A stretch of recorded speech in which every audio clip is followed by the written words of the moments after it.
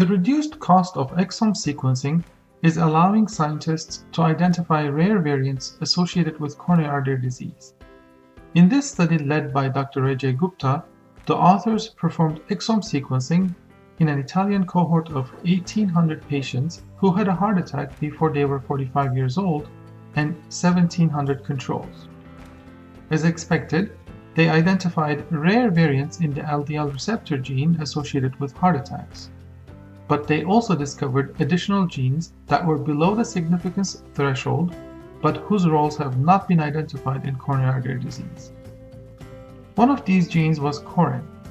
This gene encodes a serine protease expressed in cardiomyocytes, which converts proatrial natriuretic peptide, pro-ANP, to biologically active ANP.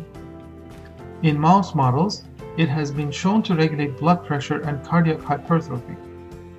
The authors analyzed all 64 missense mutations identified in their study using 5 different in silico prediction algorithms.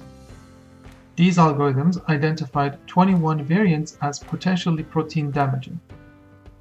Since CORIN function in cleaving pro-ANP is known, the authors designed in vitro proteolysis assays using mass spec or Western blots to test the impact of the 64 missense mutations on CORIN's cleavage function. They identified 21 loss-of-function mutations which reduced cleaving activity by more than 70%.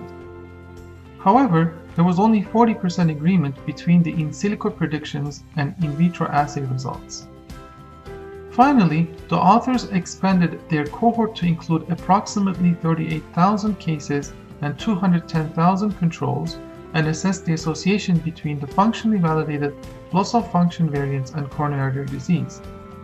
There was no association for these rare variants, suggesting that loss-of-function variants in CORIN gene may not be sufficient to cause cardiovascular disease.